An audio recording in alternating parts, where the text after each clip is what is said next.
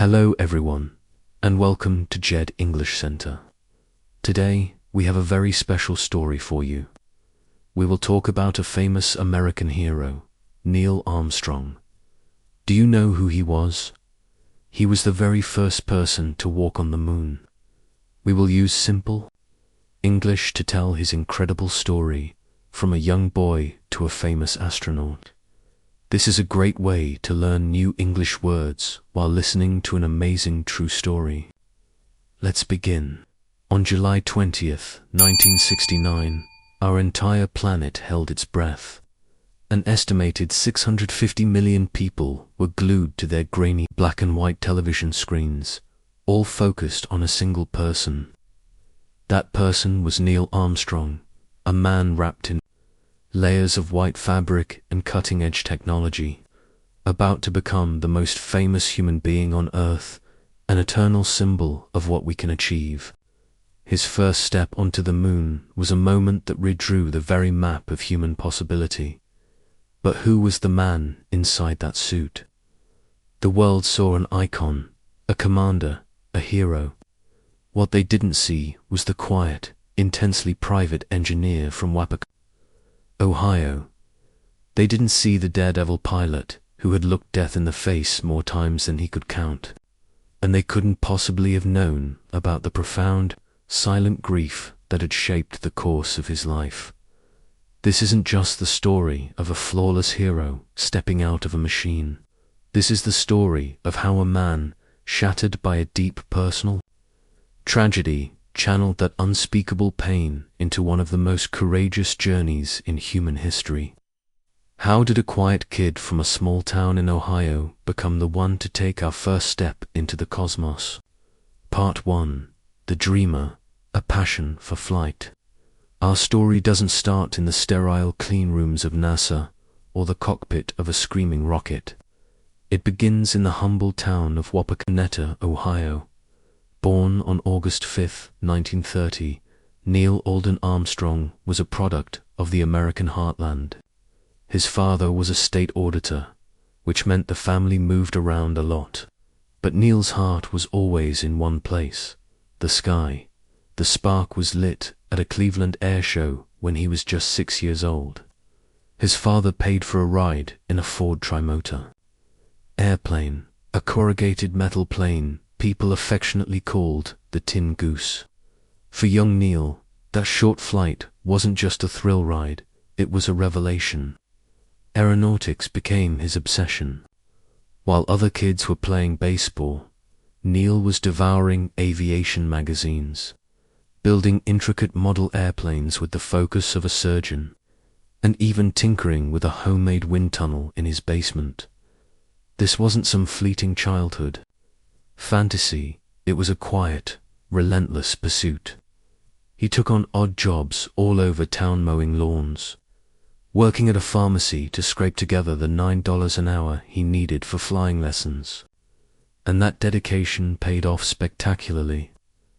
In 1946, on his 16th birthday, Neil Armstrong earned his student pilot's license. Think about that. He could legally fly an airplane before he was even allowed to drive the family car. This one detail tells you almost everything you need to know about him. Before he was an astronaut, a test pilot, or even a naval aviator, he was simply a pilot. It was his core identity. His high school yearbook summed it up perfectly with a simple, eerily prophetic quote: "He thinks, he acts, 'tis done." This single-minded passion took him to Purdue University to study aeronautical engineering. With his education paid for by the US Navy, he was a brilliant but low-key student, known for his methodical mind and deep grasp of the physics of flight.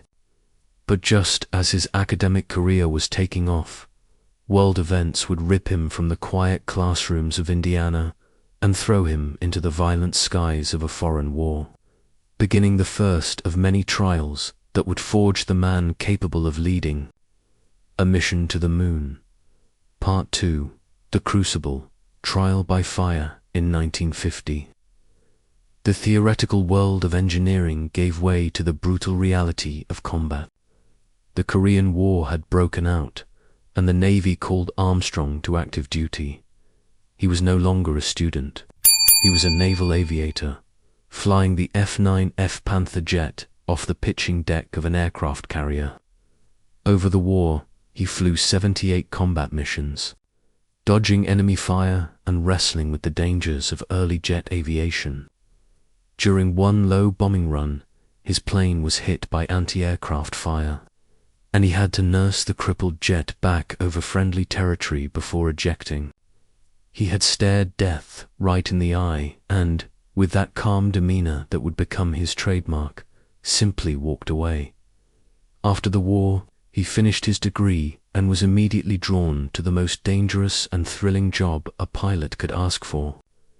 He became a test pilot for NACA, the precursor to NASA, stationed at Edwards Air Force Base in California. He found his home a sun-scorched patch of desert, where the sound barrier was shattered and the limits of flight were redrawn on a daily basis. Here, Armstrong wasn't just a pilot. He was an engineer in the cockpit. He flew more than 200 different models of aircraft, from helicopters and gliders to jets and revolutionary rocket planes. His most famous ride was the X-15, a black, missile-shaped craft built to fly at the very edge of space. Dropped from the belly of a B-52 bomber, Armstrong would ignite its rocket engine and scream across the sky, pushing the plane to altitudes over 200,000 feet and speeds near 4,000 miles per hour.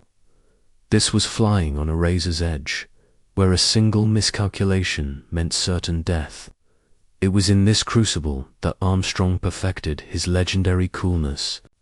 Under pressure, a skill born out of pure necessity. But the greatest test of his life wouldn't happen in the sky. It would happen at home. By the early 1960s, Neil was married to his college sweetheart, Jaed, and they were building a family. They had 2 sons, Rick and Mark, and a daughter named Karen, whom Neil lovingly called Muffy. In mid-1961, when Karen was just shy of 2, she was diagnosed with a vicious and aggressive tumor on her brainstem known as DIPG. The diagnosis was a death sentence. In the 1960s, treatments were brutal and almost useless. The family had to endure torturous radiation therapy, where Neil and Janet could only watch their crying daughter through a thick glass par.rt, it ion.neil. The precise engineer kept heartbreakingly meticulous notes on her treatment, desperately trying to solve a problem that had no solution. Despite a brief period of improvement, Karen's health declined. On January 28, 1962, shortly after her second Christmas, she died of pneumonia, her small body weakened by the cancer. The loss was an earthquake that shattered their world. Neil, a man who rarely showed emotion, retreated even further into himself. His way of grieving was to pour every ounce of his energy into his work. His sister later said that losing his little girl is what pushed him to channel his focus into something incredibly positive. That something was the space program. The tragedy didn't break him, it forged him. It created a core of hardened resolve inside him, a quiet stoicism that the world would later mistake for a simple lack of emotion. In reality, it was a shield, built around a pain too deep to ever share. It was this man, a man who had already faced the worst that life could throw at him, who would soon be chosen to lead humanity's greatest adventure. Part 3, The Ascent. The path to Apollo just a few months after Karen's death, in 1962, a new door opened. NASA was looking for its second group of astronauts. The new 9, and Armstrong, with his unmatched experience as both an engineer and a test pilot, was a perfect fit. He applied, was accepted, and became the first civilian astronaut in the course. He was different from the other astronauts. Many of them were hotshot military pilots, full of swagger and bravado. Armstrong was the quiet, analytical, scholarly one. He wasn't respected for his charm. He was respected for his profound technical knowledge and his unflappable competence. He was the guy you wanted at the controls when things went wrong. And in 1966, on the Gemini 8 mission, things went catastrophically wrong. Armstrong was the command pilot tasked with a crucial flight to test the docking procedures needed for the moon mission. With him was pilot David Scott. Their goal was to rendezvous and dock with an unmanned Agena target vehicle, the first time the spacecraft would ever be physically linked in orbit. The mission started perfectly. They chased down the Agena, and Armstrong, with the delicate touch of a surgeon, nudged the Gemini capsule forward and achieved the historic first docking. For a moment, it was a textbook success. Then, chaos. Scott noticed that their combined spacecraft had started to roll. Armstrong used Gemini's thrusters to steady it, but the roll came back, even faster this time. They were out of contact with mission control, tumbling alone through the void. Believing the problem was with the Agena, Armstrong made the logical call. HUNDOCK. It was the worst possible move. Freed from the mass of the Agena, the Gemini capsule began to spin violently, quickly accelerating to 1 full revolution every second. The astronauts were being slammed against their seats, their vision blurring as the GI forces mounted. They were seconds away from blacking out, which would have been a fatal, unrecoverable situation. In the middle of this life or death crisis, Armstrong's test pilot instincts took over. He remained impossibly calm.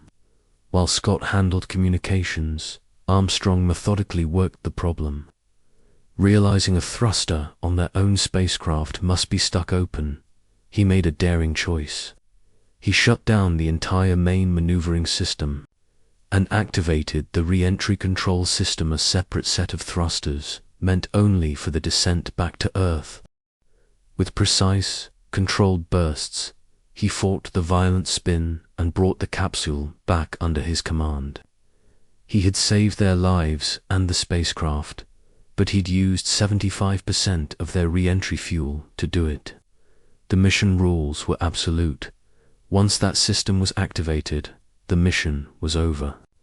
They were ordered to make an emergency splashdown in the Pacific.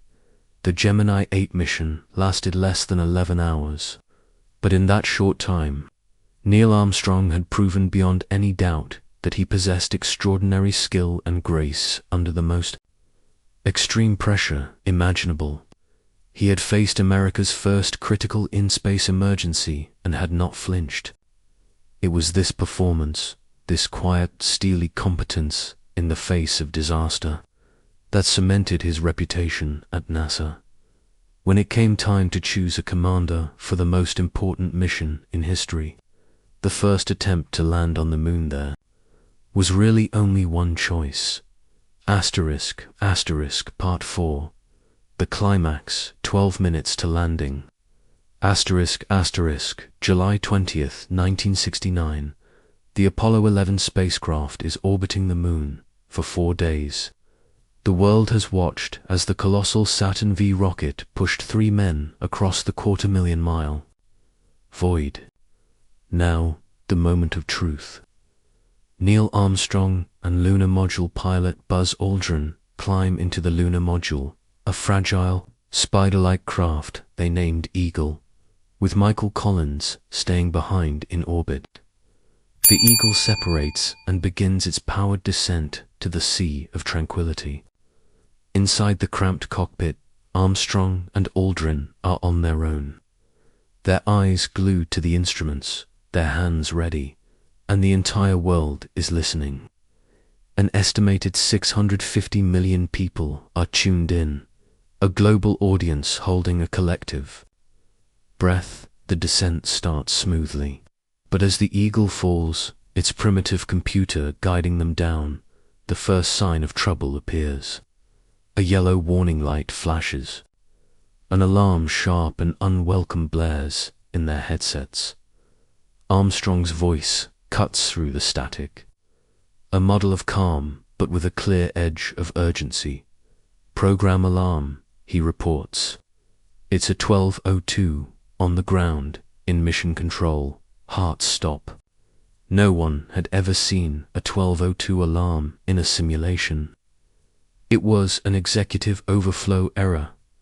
The computer was being asked to do too much at once and was threatening to crash. "Give us a reading on the 12:02 program alarm," Armstrong presses. In Houston, a young guidance officer named Steve Bales has only seconds to make the call. He scans his notes, remembers a similar issue in a simulation, and trusts the system's design. The computer was built to ignore low-priority tasks and focus only on what was important. He makes the call. The message is relayed back up. "Roger. We got you, ... We're go on that alarm." They keep going, but the alarm flashes again and again, and then a new one, a 12:01. Each time the call from Houston is the same: "We're go." The computer, somehow, is still flying the ship, but as they get closer, a new, more immediate danger appears. Armstrong peers through his small window and sees that the computer is flying them directly into a crater the size of a football field, littered with massive boulders. Landing there would be a disaster, tipping the Eagle over and stranding them on the moon forever. There's no time to ask Houston. There's only time to fly. With the instincts of the test pilot he'd always been, Armstrong takes over. He switches the computer to semi-manual mode, his hand on the control stick, now flying. The lander himself. 60 seconds, Houston calls out. A stark reminder of their rapidly dwindling fuel. Armstrong pitches the Eagle forward, skimming just over the boulder field, his eyes scanning for a safe spot. His heart rate, normally a placid 75 beats per minute, is now hammering at 150. Aldrin is calling out the numbers: altitude, velocity. Kicking up some dust, Armstrong notes, his voice still impossibly level. 30 seconds, Houston warns. The low fuel light is on. The rules say they have to abort if they're not on the ground in 20 seconds. He sees it. A clear patch just ahead. He maneuvers the craft, fighting it down the last few feet. Aldrin calls out, "Contact light." They've touched down. Armstrong shuts down the engine, and then there is only silence. A profound silence that stretches from the sea of tranquility all the way back to a crowded room in Houston, Texas.